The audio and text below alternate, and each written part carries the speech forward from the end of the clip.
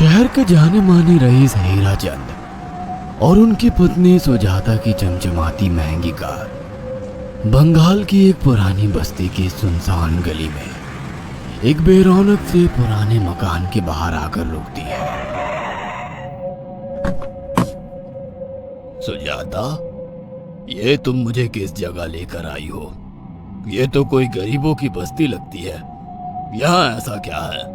हीराचंद की कुछ भी समझ में नहीं आ रहा था कि सुजाता उसे ऐसी अजीब सी जगह क्यों लाई है, जिस मकान में दिन में भी अंधेरा दिख रहा था और धुआं उठ रहा था। आप मेरे साथ अंदर चलिए, सब समझ जाएंगे।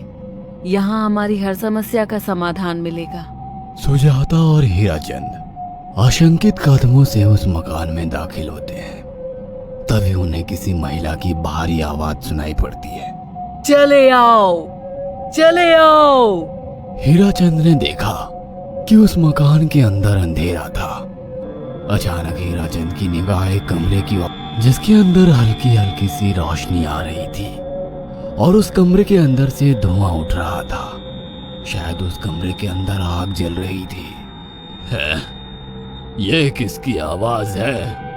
यहाँ इतना अंधेरा क्यों है और ये धुआं कैसे उठ रहा है? मेरा तो यहाँ दम घुट रहा है। सुजाता और हीराचंद धीरे धीरे कदमों से उस कमरे के अंदर चले गए। अंदर वाले कमरे में बिखरे बाल वाली एक खूबसूरत सी बूढ़ी औरत सामने जल रही आग में एक मुर्गी की गर्दन काटकर उसका खून गिरा रही थी और मुर्गी का शरीर झटपटा रहा था। ये देखकर सुजाता को उबकाई आने लगी। हीराचंद ने सुजाता की ओर देखकर कहा, तुम ही मुझे यहाँ लेकर आई हो और खुद ही घबरा रही हो। कौन है ये भयानक सी शक्ल वाली औरत और हम यहाँ क्यों आए हैं? अचानक उस औरत ने एक झटके में मुर्गे की गर्दन धड़ से अलग कर दी। ये देखकर सुजाता के मुंह से चीख निकल गई और सेठ हीराचंद भी सहम गया। वो बहुत डरावना नजारा था। ये अघोरा ताई हैं। ये हमें अपनी काली तंत्र विद्या से संतान सुख प्रदान कर सकती हैं। इसलिए मैं आपको यहाँ लेकर आई हूँ। कैसी बात करती हो? जहाँ बड़े से बड़े डॉक्टर सफल नहीं हुए, वहाँ ये मामूली औरत क्या कर लेगी? हीराचंद की बात सुनकर अघोरी ताई ने गुस्से से हीराचंद की ओर देखकर कहा, नादान हीराचंद, काली विद्या में इतनी शक्ति है कि मरे को भी जिंदा कर दे। संतान पैदा कराना कौन सा मुश्किल है? तुम्हें मेरा नाम कैसे पता?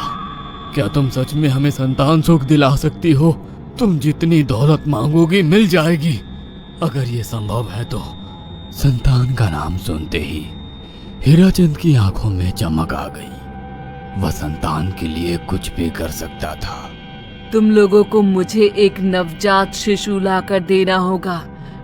मैं उस शिशु की बलि चढ़ा दूंगी और फिर वही शिशु तुम्हारे घर में फिर से जन्म लेगा। नवजात शिशु की बलि का नाम सुनते ही सुजाता और हरिचंद डर के मारे सिहर गए, पर उनकी आंखों में उनकी संतान का सपना ज्यादा बड़ा था। वो सब करने को तैयार थे।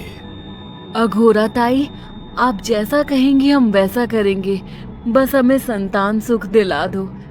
बिना वारिस के हमारी दौलत किस काम की?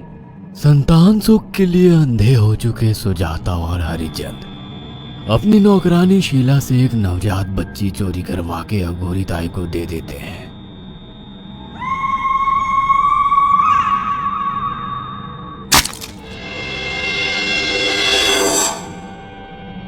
उस शिशु की बलि से सुजाता गर्भवती हो जाती है। देखा आपने अघोरा की तंत्र शक्ति? मुझे उस पर पूरा भरोसा था।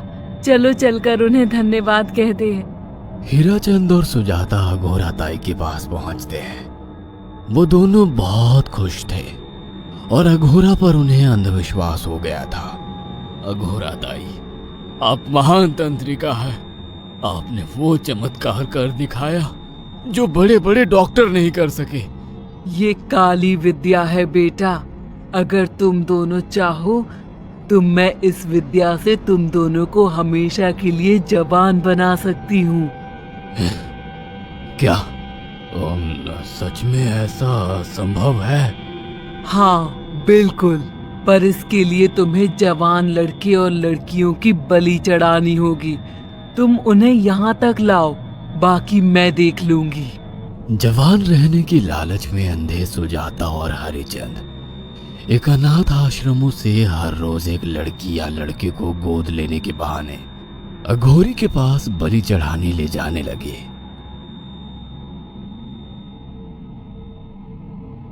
और एक दिन अघोरी ताई ने हीराचंद और सुजाता से इंसानी मांस खाने को कहा।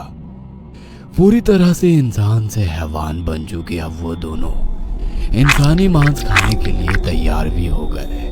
ये गर्म खून और मांस खाकर तुम लोगों की उम्र भी बढ़ जाएगी। खाओ इसे। हाँ, सच में ये इंसानी मांस बड़ा स्वादिष्ट है।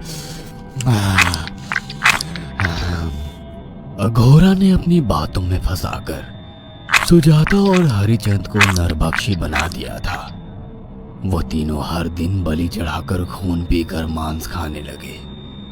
नौकरानी शीला भी नए शिकार लाने में उनकी मदद करती थी, मगर एक दिन शीला को शिकार नहीं मिला। मेम साहब, आज एक भी शिकार हाथ नहीं लगा और मैं बहुत थक गई हूँ और घर जाकर थोड़ा आराम करना चाहती हूँ। कोई बात नहीं शीला, एक छोटा सा काम है, तुम हमारे साथ चलो, लौटते में हम तुम्हें घर छोड़ देंगे। जी मेम साहब। शीला नहीं जानती थी कि शिकार नहीं मिलने से सुजाता और हरिचंद अंदर से बौखला गए थे और उनके दिमाग में एक शैतानी चाल चल रही थी। सुजाता, ये बेहोशी की दवा है। शीला के कार में बैठते ही तुम उसे सुंघा देना।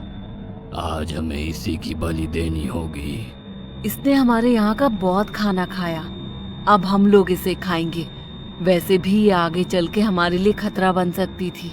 कार में बैठते ही सुजाता शीला को बेहोश कर देती है और वो लोग सीधे अघोरी ताई के यहाँ पहुंच जाते हैं, जहाँ अघोरी ताई शीला की बलि चढ़ा देती है और तीनों मिलकर उसे नोच कर खाते हैं।